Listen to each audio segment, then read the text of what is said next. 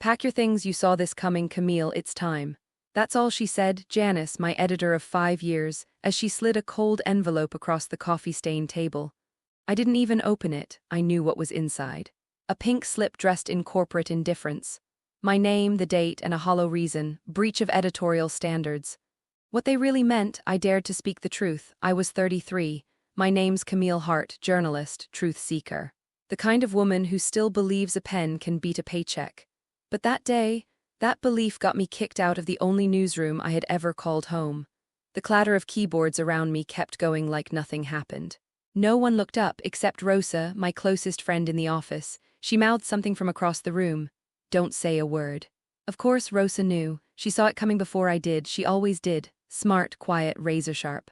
She'd warned me just days earlier. Cam, when you write about the Bishop family, you're not just poking a bear, you're setting its den on fire. I didn't listen. That article, it was about a housing scandal. The Bishop Foundation had been funneling funds meant for low-income families into luxury developments.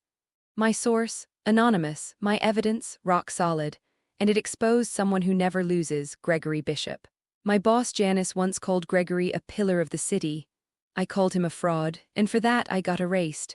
I walked out of the building, envelope still sealed. I didn't cry, not until I got to my car. Not even when my phone buzzed nonstop with messages I wouldn't open. I sat there, frozen, as a voicemail from my mother played through the speakers. Camille, I know you're doing what you think is right, but sweetheart, you're not alone in this. Come home, please. Home was 1,000 miles and 10 years away. And right now I didn't even know where I stood. Later that evening, at a dingy cafe where the Wi-Fi barely worked and the coffee always tasted like burnt toast, I met up with Sean, my ex, now my best friend. A producer, podcast addict, and someone who believed in justice as much as I did. They didn't just fire you, Sean said, stirring his drink without sipping. They're warning you. For what? Doing my job. No, he said slowly, leaning in. For telling their truth, not yours, and Greg Bishop doesn't like being embarrassed. The words hung in the air. I glanced around, half expecting someone to be listening. My chest felt tight. I whispered, what if they try to ruin me? Sean smirked, Cam, they already think they have. That night, I stared at my apartment wall. The lights of the city blinked outside like Morse code I couldn't read. And I thought of everything I gave up, relationships, weekends, sanity, for journalism, for truth. And then I realized something. They didn't ruin me, they freed me. That newsroom, that structure, it was a cage, and now I was outside it. Alone, yes, but free to speak, to scream, to burn down every lie I ever had to swallow. My laptop hummed to life.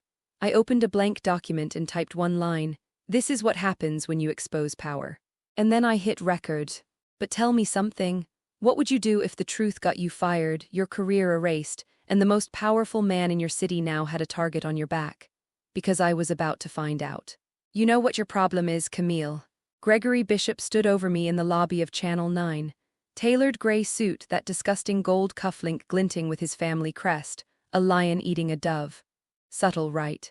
You still think this city owes you honesty, when really, he whispered, it only respects power. He smiled for the camera crew in the corner, then leaned in again, voice low. You'll never win, you don't belong at the table. You're a waitress trying to change the menu. I didn't flinch, but inside, my heart was hammering like it was trying to punch through my chest. I was there to support Rosa. She'd been nominated for a Media Ethics Award. Irony at its finest. Rosa caught my gaze from the side of the stage and raised a brow. You okay? I nodded, even though the answer was no. That wasn't our first encounter either. After my article published and was immediately pulled down by Janice, Gregory Bishop had done more than make calls. He'd made visits, intimidated my sources, froze my accounts. And then he started showing up in places he had no business being. At one point, my little brother Caleb, who manages a community center in West Point, called me in a panic. Cam, did you write something about Bishop? He asked, voice shaking. One of his people came by today asking about our funding. It felt like a threat. That was the moment it changed. This wasn't just about me anymore.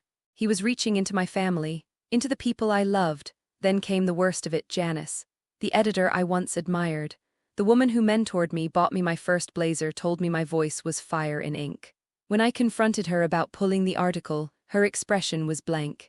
It's not worth the lawsuit, Cam. You think they won't bury us. So you're scared of him? I asked, stunned. She didn't deny it. I'm scared of losing everything I've built, and so should you be. I looked her dead in the eye. Then maybe it wasn't built on truth to begin with. That conversation cost me more than my job, it cost me faith. And yet Gregory Bishop kept showing up. At a gala Rosa invited me to, he was there. With his silver-haired wife and $1,000 scorn. When I was invited to speak at a journalism class at NYU, he suddenly became a guest donor, seated right in the front row, arms crossed, grinning. Coincidence, Sean muttered later at my place. He sprawled across my couch, laptop in hand, researching local donors with ties to Bishop.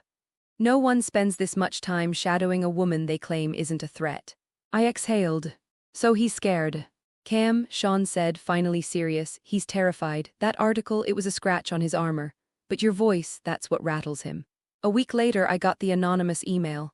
Subject, he's dirtier than you think, inside. A PDF, bank transfers, shell companies, offshore accounts.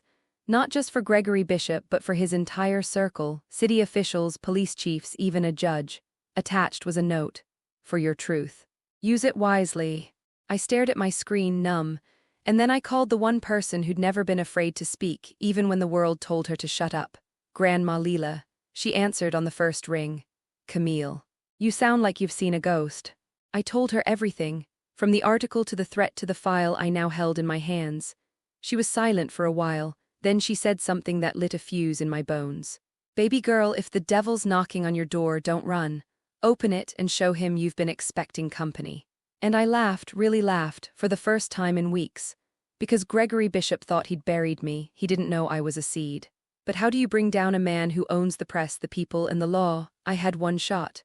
One chance to strike, smart, silent, devastating. And suddenly I wasn't just planning to clear my name. I was planning to burn his empire to the ground. So the question was, how do you start a war when your enemy owns the battlefield? It started with a scarf. A ridiculous hand-knit yellow thing with a single red thread running through the edge. Grandma Leela made it for me when I was 19, before I left Alabama for my first reporting job. I'd nearly forgotten it, until the night I pulled out my old storage bin, hunting for something warmer than anger. There, beneath notebooks from college, cassette interviews, and the first recorder I ever broke during a protest march was the scarf. That red thread, it wasn't just a pattern. It was a code. Leela's code. If that revenge hit just right, make sure to hit the like button and subscribe for more epic comebacks and justice-served stories. Drop a comment below, I'd love to know what you would have done in their place. My grandmother wasn't just a firebrand civil rights reporter in the 60s, she was a strategist. She used fabric colors to archive stories, patterns for leads, and sometimes, hidden notes in the hems for dangerous facts she couldn't risk putting on tape. I smiled through tears as I held it up. In the hem, a tiny note, faded but still legible. Never shout when you can whisper and still be heard. That was it, the plan didn't need to be loud, it needed to be undeniable. I sat back and took inventory. I had the files, anonymous but real. I had connections, Rosa, still working inside the media machine. Sean, with access to indie producers and storytellers who didn't scare easy. And Caleb, whose community center sat at the epicenter of Bishop's fake charity funnel. What I didn't have, time, so I whispered. Rosa was the first person I told. We met at our usual spot, Bridges Cafe, under the rusted train trestle that echoed every lie this city tried to bury.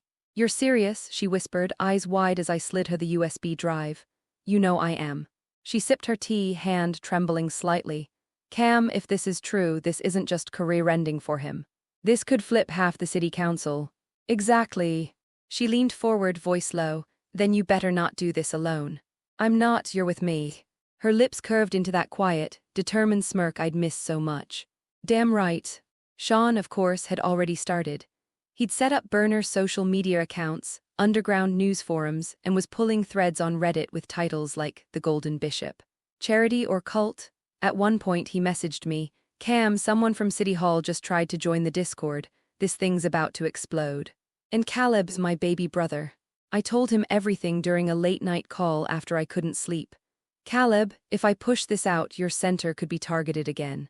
He was quiet, then he said, Cam, the kids I work with, some of them are already getting kicked out of their homes because of that man's greed. If I don't stand with you now, what kind of man am I? And just like that, I wasn't alone.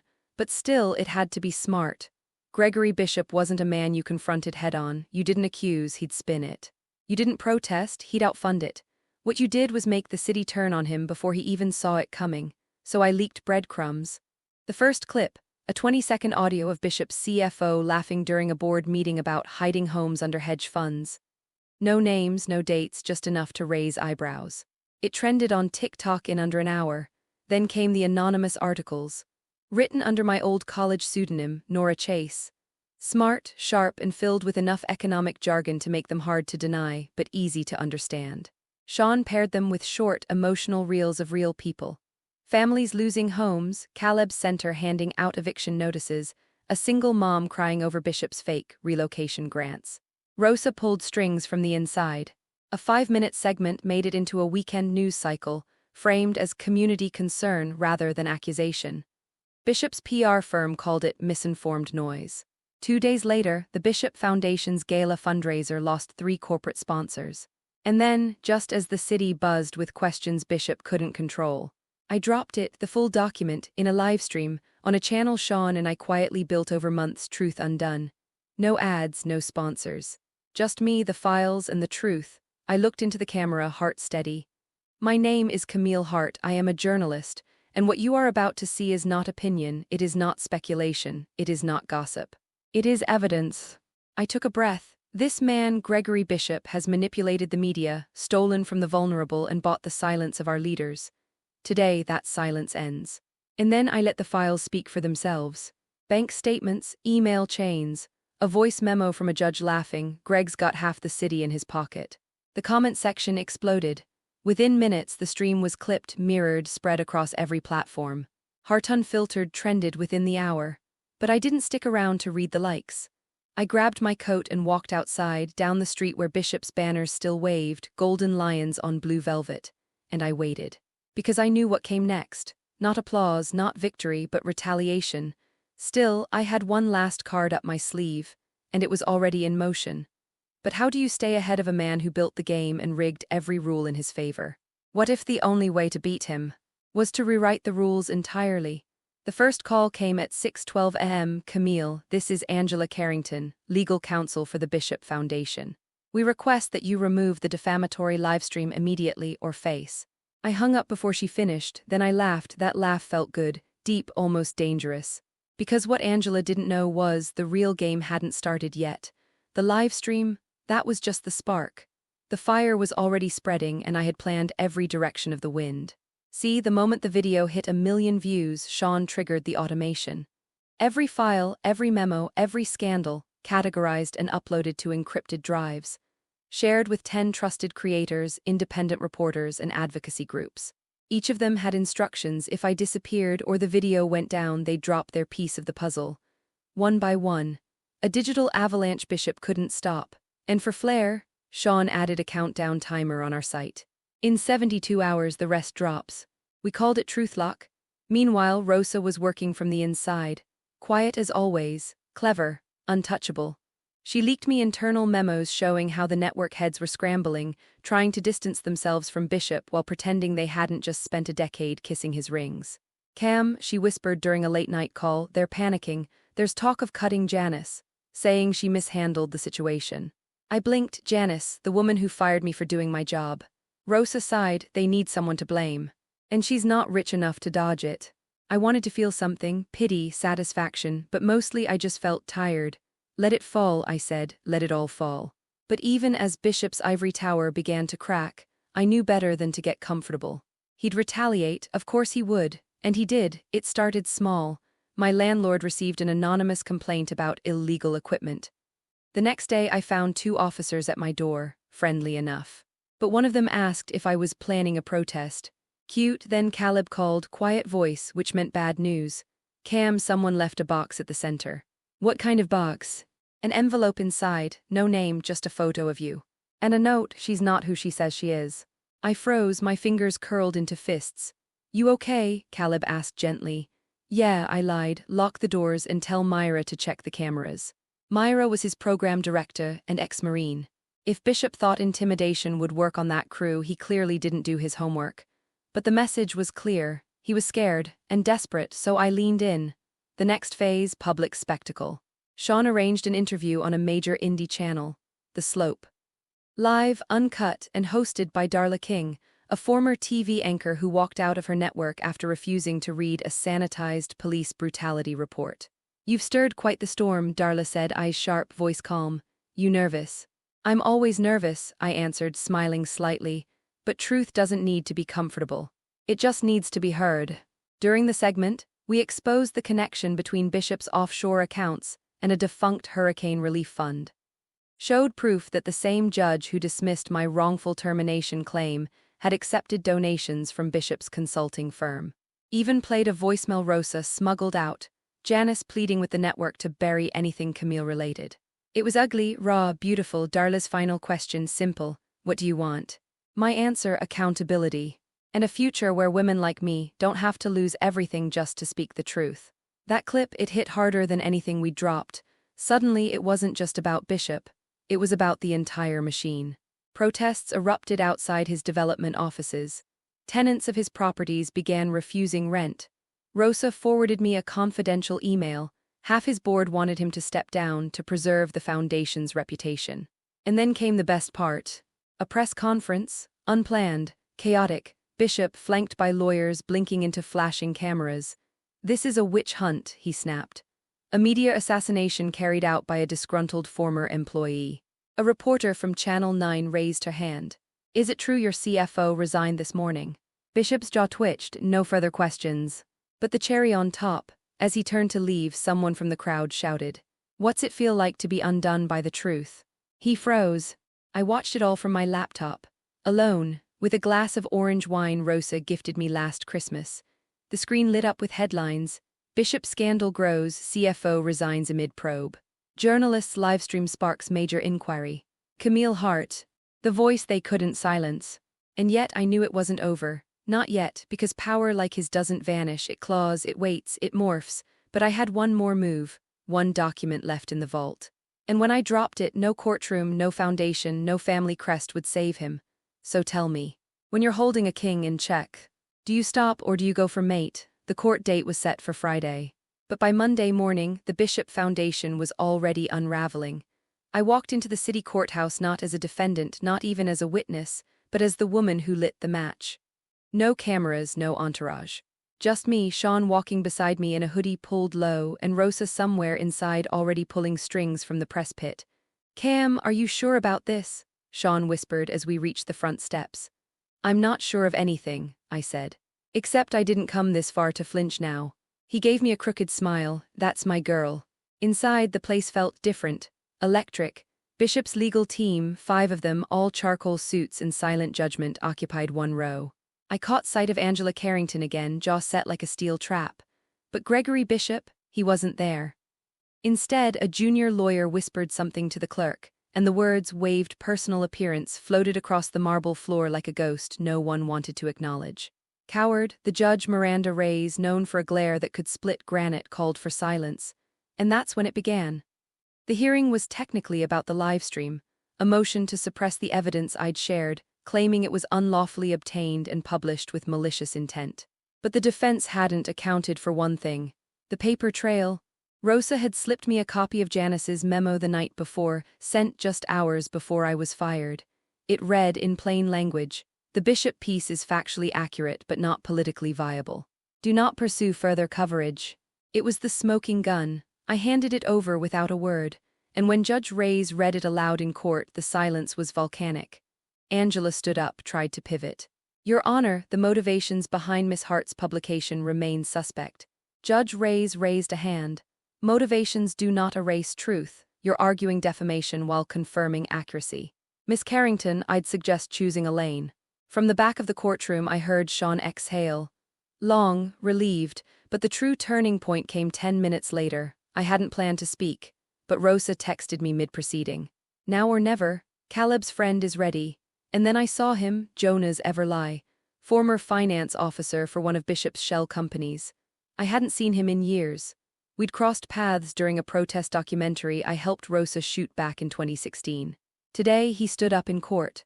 Calm, crisp. "Your Honor," he said, "I have supplemental documentation." Records proving deliberate mislabeling of charitable donations as construction expenses, falsified payroll accounts, and at least 3 forged signatures tied to Gregory Bishop directly. You could hear Angela's folder snap shut. And with that, the tide turned. Judge Reyes called a recess to review the documents, but the whispers were already buzzing. Outside the courtroom, reporters swarmed like bees on blood. Rosa slipped out the side exit, met me in the alley. "You did it," she said. I shook my head. "We're doing it, it's not done." "Not yet," she agreed, "but you hit the artery and they're bleeding now." 2 hours later, I got a call from an unknown number. "Camille," said a voice I hadn't heard in months. "Janice. I wanted to say," she hesitated, "you were right." I let the silence do the talking. "They asked me to testify," she added. I said I would. That moment, it wasn't sweet. It wasn't redemption. It was something better, justice, finally choosing a side. The next morning, I woke to a storm of headlines. Judge Reyes denies Bishop motion case advances with whistleblower testimony. Camille Hart documents trigger formal investigation. Bishop Foundation's CEO resigns amid scandal. That last one, I read twice just to feel it sink in. Bishop hadn't shown his face publicly in days. Rumor was he'd retreated to his upstate estate. Rumor also said the board was voting to sever ties permanently, siphoning power from the man who once owned the city. But the best part, Caleb called, laughing breathlessly, "Cam, you won't believe this. The city froze the Bishop Foundation's funding pipeline. We're getting our grants back." I closed my eyes, leaned into the kitchen wall, and whispered, "Tell the kids the lights are staying on." He didn't say anything for a second. "Then, Cam, you saved us." "No," I replied, "we saved each other." But even in victory, the air felt heavy, because Gregory Bishop still hadn't spoken. No statement, no apology, just silence. And silence from men like him is never surrender, it's strategy. So I asked myself, what's the next move when the mask drops, the empire shakes, but the king still thinks he's in control? What do you do? When the system flinches but doesn't fall, the fall wasn't cinematic. There was no explosion, no dramatic chase or televised arrest. It was quieter, slower, like watching a statue crack from the inside. It began with a press release, short, sterile. "Gregory Bishop has officially stepped down as chairman of the Bishop Foundation, effective immediately." No apology, no acceptance of guilt, just an absence where power used to be. The man who once dominated headlines with gleaming photo ops and handshakes now existed only in footnotes.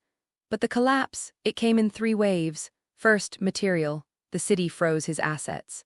Not just the foundation's accounts, but his personal holdings too. Properties were audited, cars seized, offshore accounts investigated.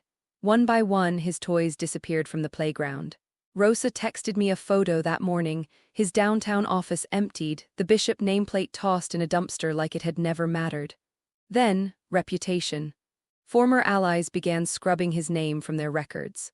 The same politicians who once hailed him as a visionary now refused interviews.